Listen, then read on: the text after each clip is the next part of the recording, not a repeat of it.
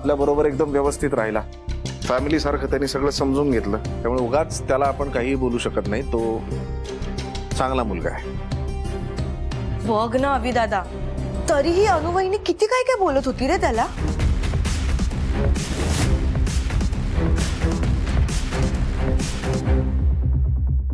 हे इतकं काही बोललीये त्याला, हे सगळं ऐकूनही तू गप्प बसणार आहेस का?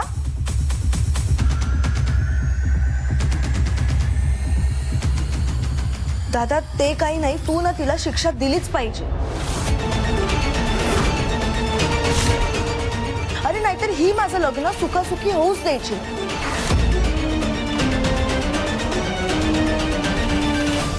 थांब ना रेवती, आज माझा वाढदिवस आहे ना. अवीकडून मला गिफ्ट कुठे मिळालंय? अवी, आई अगं आता झाला ना तुझा बर्थडे. हो, पण अवीकडून गिफ्ट मिळाल्याशिवाय वाढदिवस कसा पूर्ण होईल? तू फक्त बोल तुला काय गिफ्ट हवंय, दिलं तुला 100%.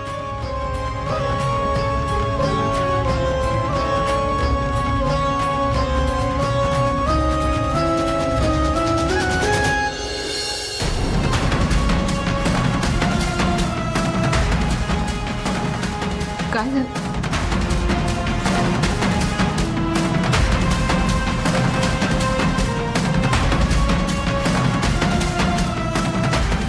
आज तुझ्या बायकोला मी शिक्षा देणार.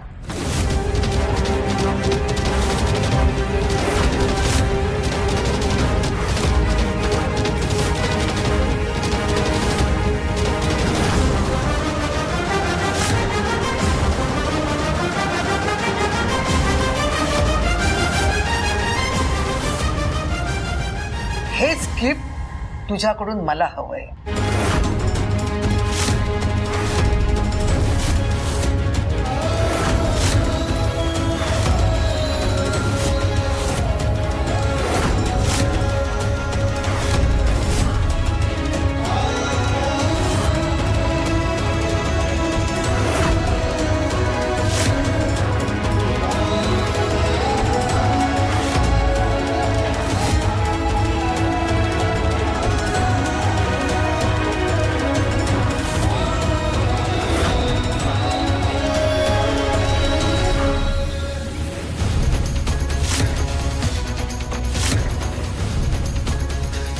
असा बघतोस काय? तू मला शब्द दिलायस, काही बोलू नकोस. तुझ्या बायकोनं माझ्या मुलीच्या सुखात माती कालवण्याचा प्रयत्न केला.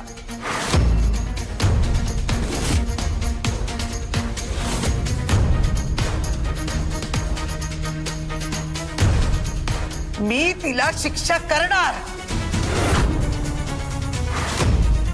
रेवती, तू हिच्या थोबाडीत मार.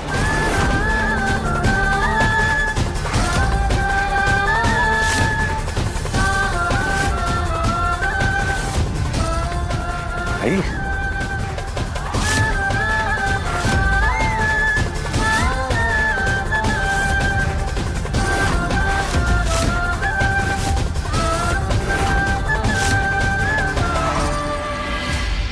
काय बोलतेस आई, तुला कळतंय का? तू मला कबूल केलंस आणि आता कुणी मध्ये पडायचं नाही. रेवती उठ. तू हिच्या कानाखाली मारतेस की मी तुझ्या कानाखाली मारू? तुला कळतंय काय तू काय बोलतीस ते? अनु तिची नात्याने मोठी बहिणी आहे, नात्याने वयाने मानाने तिच्यापेक्षा मोठी आहे. हो, मोठी आहे, पण मोठेपणाचा काय मान ठेवला हिनं?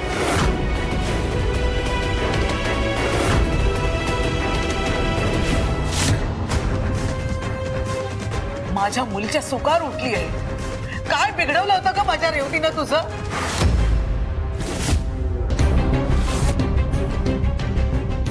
कशासाठी हवे होते तुला 10 लाख? त्या कौतुकपणे जाऊन भीक मागितलीस.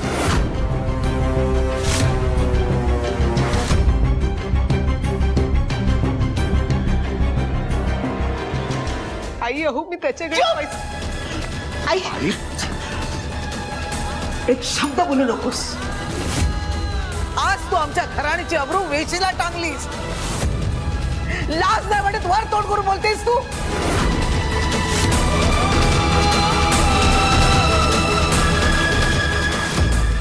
अगं होणाऱ्या जावयाकडे हात पसरताना माझी किंवा अवीची जरा सुद्धा भीती वाटली नाही तुला?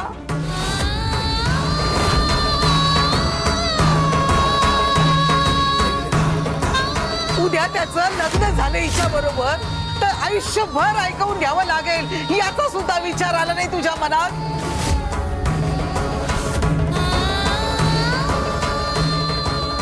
ते काही नाही. रेवती, तू हिच्या कानाखाली मार.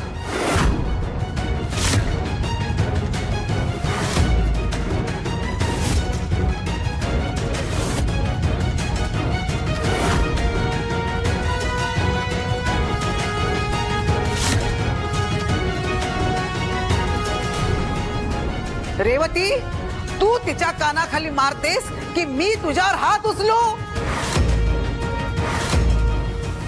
रेवती,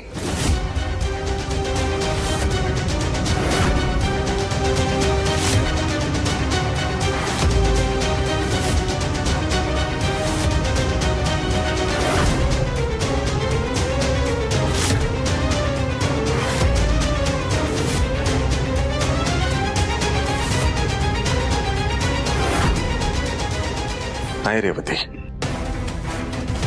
नाही.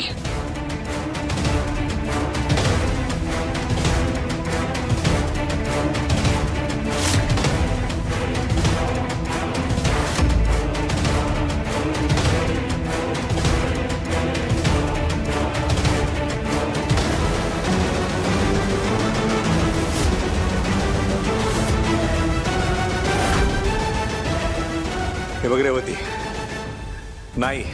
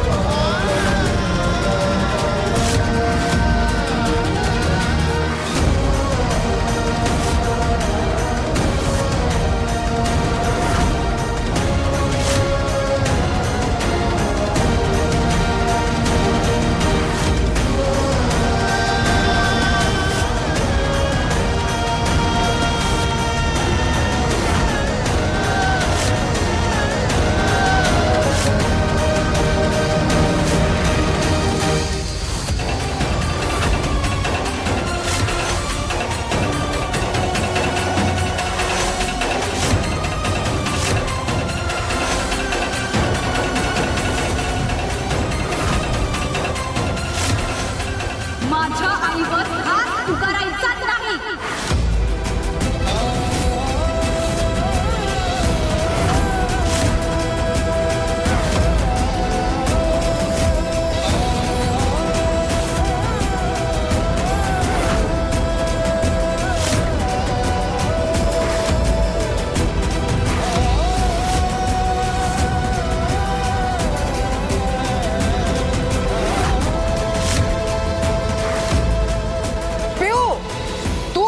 पडू नकोस.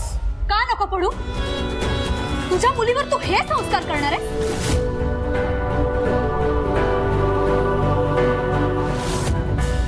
मोठ्यांवर हात उगारण्याचे?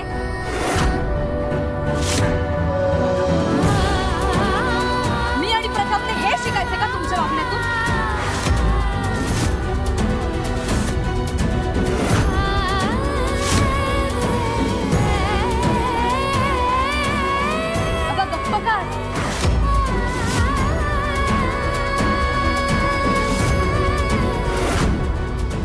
तुम्ही काय बोलणार म्हणा?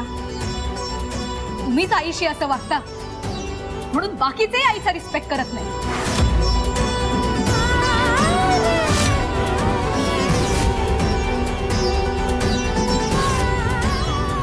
पिऊ बाळा, तू नको मध्ये पडूस. आई एम सॉरी, पण आज मी तुझं बोलणं नाही ऐकलं.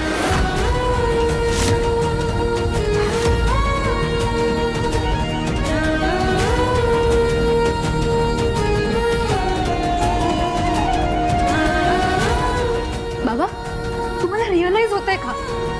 प्रथम हे सगळं बघत मोठा होतोय. उद्या तो ही आईवर आणि नंतर त्याच्या बायकोवर हात उगारेल. कोणा तरी मारणं चुकीचं असं त्याला वाटणारच नाही, कारण हेच संस्कार होत आहेत त्याच्यावर. काय शिकायचं आम्ही तुमच्या वागण्यातनं? समोरचा चुकलाय का नाही चुकलाय याचा विचार करू नका. तुम्हाला वाटतंय ना, मग करा त्याला शिक्षा.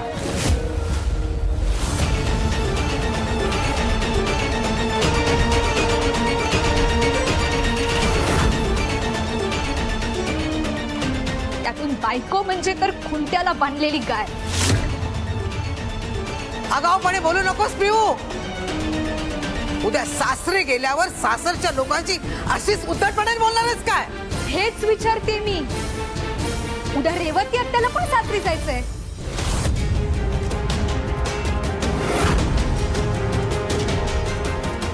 तू हिला जे इकडे शिकवशील ती सासरी जाऊन तशीच वागेल.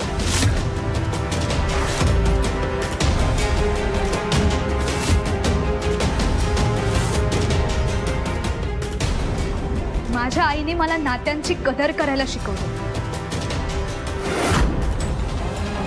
नाती जोडायचे संस्कार केलेत माझ्यावर.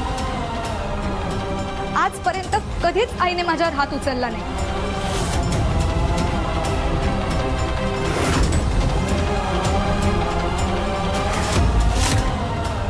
मोठ्यांशी उद्धटपणे बोलायचं पण चांगलंच शिकवलेलं दिसतंय.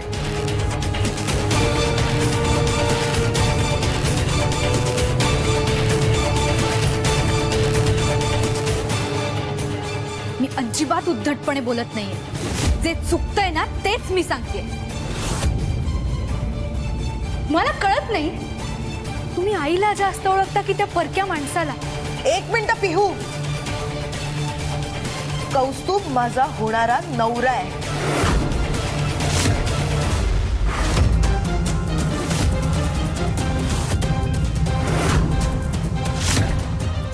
आणि या घरचा होणारा जावई.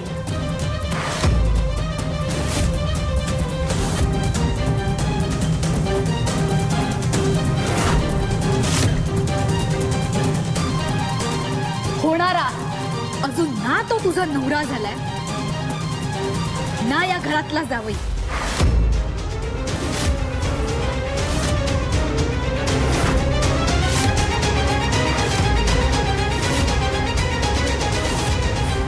पण आई या घरातली सून आहे. तुम्ही काल आलेल्या माणसावर विश्वास ठेवला.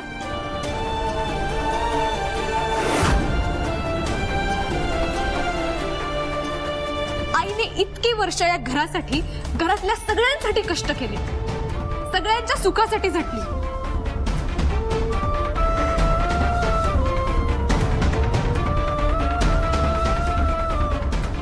तिच्या एवढ्या वर्षांच्या सॅक्रिफाईसला तुमच्या नजरेत काहीच किंमत नाही.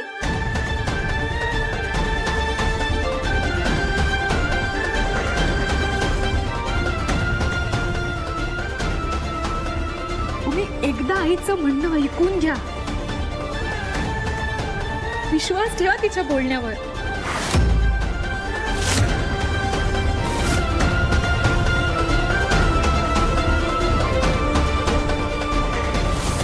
माझा हिच्यावर विश्वास नाहीये.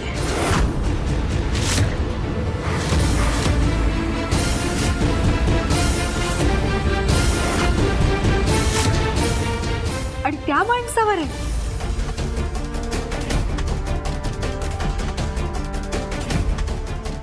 जो काही दिवसांपूर्वी तुझ्या लाईफ मध्ये एक्झिस्टच करत नव्हता.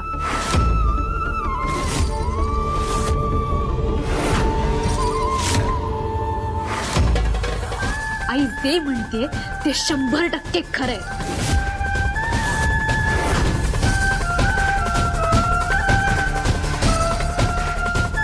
आणि एक ना एक दिवस हे तुम्हाला कळल्याशिवाय राहणार नाही.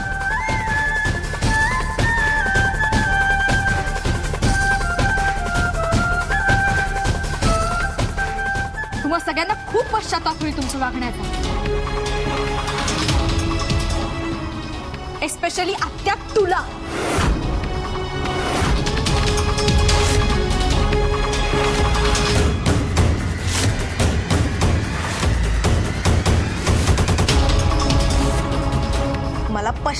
होईल की आनंद होईल हे मी माझं बघून घेईन.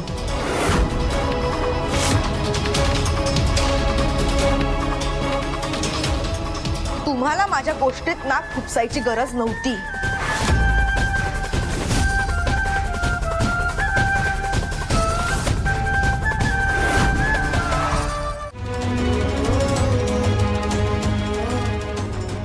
बघितलंस ना,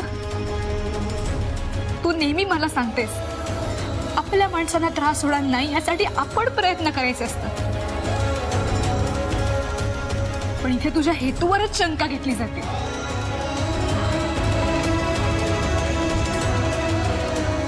म्हणून तुझे प्रयत्न पण चुकीचे वाटतायत ह्यांना.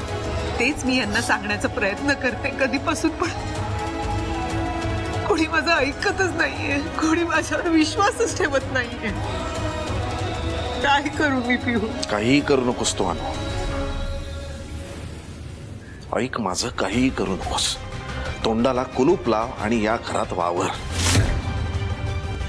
पण बाबा, तुलाही काही बोलायची गरज नाहीये पिहू.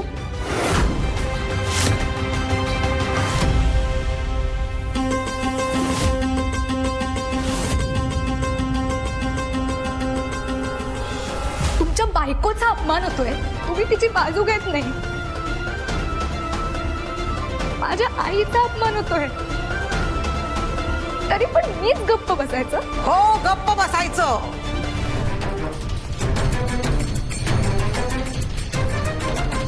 कारण हे घर माझं आहे, इथे मी म्हणेन तो कायदा आहे. बस बस.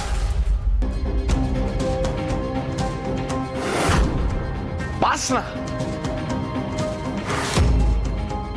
चाललंच केव्हापासून. अनु, तुला आता शेवटचं सांगतोय, रेवतीच्या लग्नाबाबतीत तू काही नाही बोललीस तरच भलं होईल तुझा.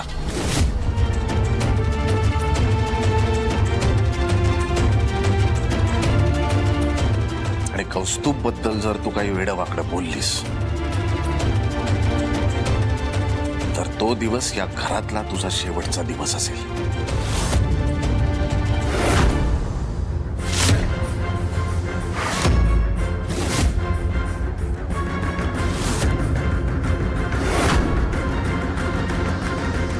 अहो पण मी माझा शब्द काळ्या दगडावरची पांढरी रेख.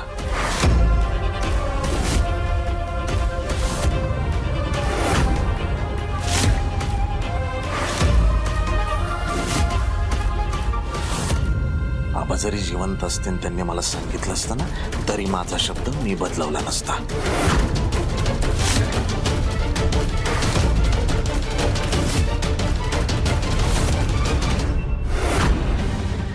माझ्या नजरेसमोरून चालती हो, चल.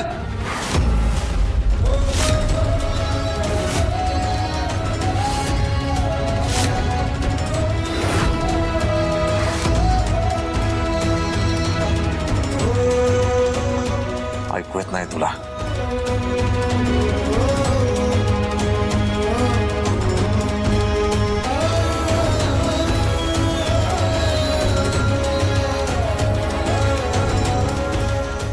हे बघ, आता मुळू मुळू रडत बसू नकोस. सगळा पसारा आवर जा. चल.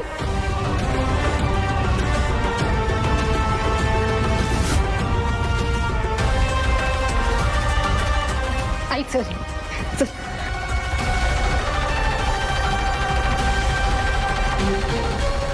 हवी चांगला दम दिलास तिला. याच्या पुढे कौस्तुभकडे वाकड्या नजरेने बघणार नाही ती.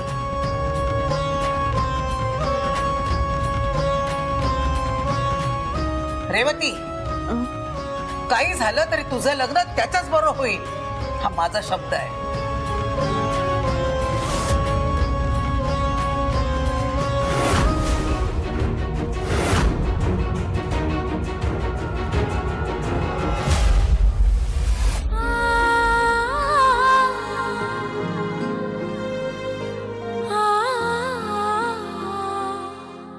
माझ्याच माणसांनी माझ्यावर अविश्वास दाखवला आणि एका परक्या माणसाच्या बोलण्यावर विश्वास ठेवला.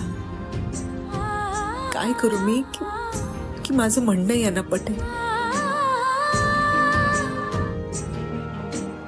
माझ्या वाढदिवसाचा सगळा पट्टा फोड केला हिनं.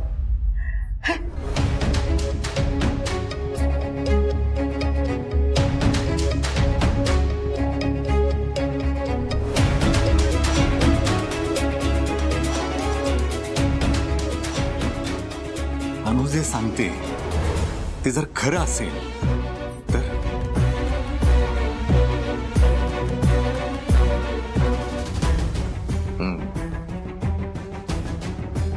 पण अनुला मुळात काय कळतं? कौस्तुभ, एवढं सगळं झाल्यानंतर पण सगळ्यांशी व्यवस्थित वागला, सगळ्यांबरोबर जुळवून घेतलं त्याने. एवढं सगळं घडल्यानंतर पण काही झालंच नाही असं दाखवून तो घरातल्यांबरोबर होता. आता त्याच्यावर आपण संशय घेऊ शकतो का? मूर्खपणा नाही होणार का त्याच्यावर जर संशय घेतला तर?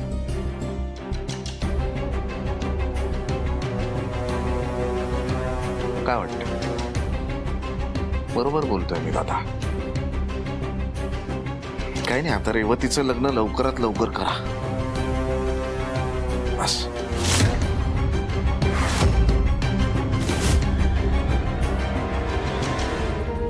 आई,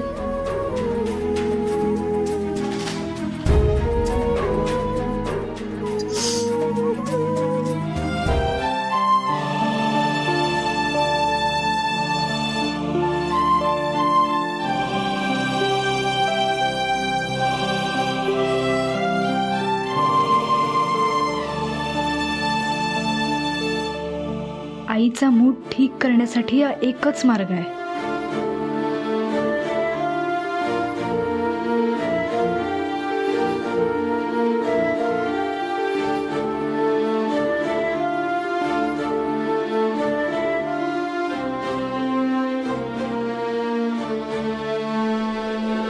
ज्यांची लग्न झाली आहेत अशा सगळ्या गृहिणींसाठी जिव्हाळ्याचा विषय कोणता असतो?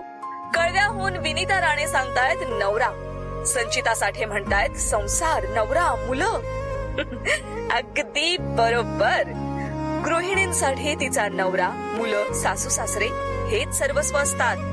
कारण तिचा दिवस ह्याच लोकांपासून सुरू होतो आणि ह्यांच्यासाठी कष्ट करण्यात कधी संपून जातो कळतच नाही. नोकरी किंवा व्यवसाय करणाऱ्या माझ्या सगळ्यांची परिस्थिती सुद्धा ह्यापेक्षा काही वेगळी नसते. आपल्या सगळ्यांनाच ह्या लोकांबरोबर राहायचं असतं, निभवायचं असतं. अगदी खरंय. बाईचं आयुष्य तिचा संसार आणि नाती यांच्या भोवतीच फिरत असतं. कारण तिच्यासाठी जग एवढंच असतं. यु नो व्हॉट, मला अनेक लिस्नर्स पत्र पाठवतात, डीएम करतात. त्यांच्या मते मी सासू, सून, गृहिणी, बायको ह्या पलीकडे काही बोलतच नाही. अहो, आपला हा कार्यक्रम त्यासाठीच आहे. सख्यांशी गप्पा मारणं, सुखदुःख वाटून घेणं. आता तुम्ही म्हणाल आजकाल कुठे जाच होतो असा? सासूरवास करणाऱ्या सासवा उरल्यातच कुठे?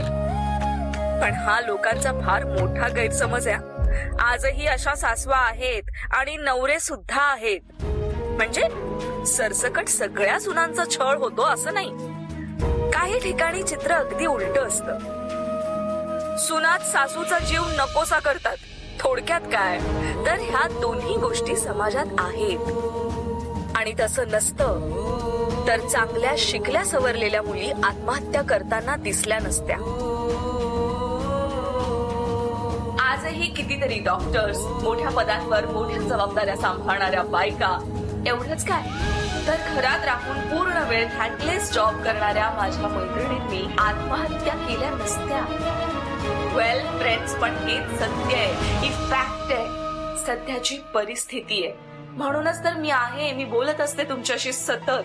माझ्या या सगळ्या मैत्रिणींना जागा करण्याचा प्रयत्न करत असते. सो अगेन अँड अगेन एक गोष्ट कायम लक्षात ठेवा, आत्महत्या हा मार्ग नाही, ही पळवाट आहे हो. आणि मुळात हा थॉटच आपल्याला आपल्या डोक्यातून काढून टाकायचा आहे. आणि अशी परिस्थितीच मुळात आपल्याला या समाजातून नाहीशी करून टाकायची आहे. काय माहितीये का, बाईला नेहमी वेगवेगळ्या चौकटीतच प्रेम केलं जातं. कधी संस्कारांच्या, कधी त्यागाच्या, तर कधी मग सहनशीलतेच्या. ह्या सगळ्या ज्या चौकटी आहेत ना त्या आपल्यालाच मोडायच्या आहेत. ट्रस्ट मी, हे सगळं आपल्या हातात आहे आणि याची सुरुवात करावी लागेल ती आई वडिलांना. तुमच्या लेकीची पाठवणी करताना ना तिला विश्वास द्या. ती सासरी जात असली तरी तिच्या माहेरचे दरवाजे तिच्यासाठी कायम उघडे असतील. ती एकटी नाहीये, तिची माणसं तिच्या सोबत आहेत. हे शब्द आहेत ना तिच्या मनावर असे रुजवा. म्हणजे काहीही झालं ना की तिला हे कन्फर्म माहित असेल की मी एकटी नाहीये. माझ्या पिहूला सासरी पाठवताना ती एकटी नसेल. मी तिच्या पाठीशी खंबीरपणे उभी राहीन. पिहूसाठी वाटतं तेच मला माझ्या रेवतीसाठीही वाटतं, पण कोणी मला समजूनच घेत नाही. पण एक गोष्ट नक्की आहे, जेव्हा एखाद्या मुलीला माहेरचा सपोर्ट नसतो तिथे तिचे परतीचे सगळे दोर कापले गेलेत असं तिला वाटतं. मग काय, छळ सहन करत सासरी राहण्याशिवाय तिच्याकडे पर्याय नसतो. सासरी गेलेली मुलगी माहेरी पाहुणी असते असं तिच्या मनावर बिंबवलं जातं ना, म्हणून मुली बोलत नाही, संसार रेटत राहतात. आज ना उद्या चित्र बदलेल ह्या आशेवर अन्याय सहन करत राहतात. आणि असे दिवस, महिने, वर्ष उलटून जातात. मुलं मोठी होतात. आता आडनिड्या वयातल्या मुलांना सोडून अर्ध्यातून डाव मोडून जाणं बाईला खूप अवघड जातं. तुमच्याही आसपास अशा बायका असतील, हो ना? पटतंय ना तुम्हाला पण माझं म्हणणं? हो ग, शब्दन शब्द पडतो. म्हणून तर माझ्यासारख्या माहेर तुटलेल्या मुलीला तुझा आधार वाटतो. अहो, मी आहेच तुम्हाला धीर द्यायला, पण तुम्हाला स्वतःसाठी उभं राहायला हवं. दुःखाची, छळाची सवय लावून घेऊ नका. संसार तोडायचा नाही, सोडायचाही नाही, पण तो जपण्याच्या नादात अन्याय सहन करत स्वतःला कणाकणाने संपवायचंही नाही. हे मी परोपरीने सांगते. चला तर मग उठा, तुमच्या मनातल्या भीतीवर मात करा आणि स्वतःसाठी उभ्या राहा. अजूनही उशीर झालेला नाहीये. तुम्ही प्रयत्न तर करा. ज्या क्षणी तुम्हाला हे जमेल तुमचं मन सुद्धा नकळत गुणगुणायला लागेल. काय, ऐका तर.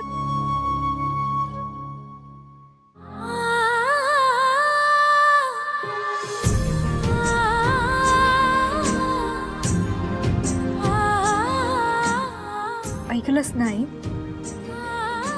कुठल्याही चांगल्या गोष्टीला उशीर झालेला नसतो. तू प्रयत्न तर कर. नाही जमणार मला पिहू, काही नाही करू शकत. आता तुझ्या बाबांच्या विरोधात मी अजिबात नाही जाऊ शकत. ते चिडले आणि त्यांनी मला घराबाहेर काढलं तर?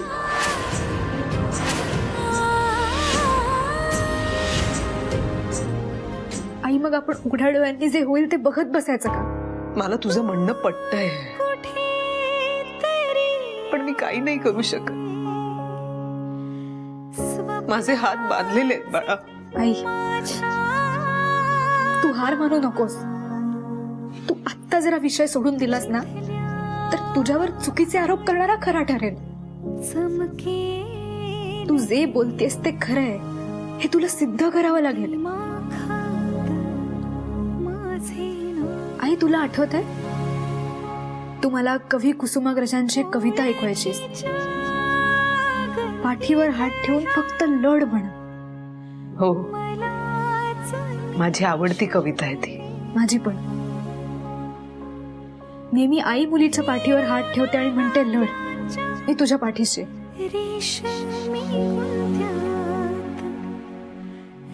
पण आज तुझी मुलगी तुझ्या पाठीवर हात ठेवून म्हणते आई तू लढ. शेवटपर्यंत ही लढाई नेटाने लढ. मी तुझ्या सोबत आहे.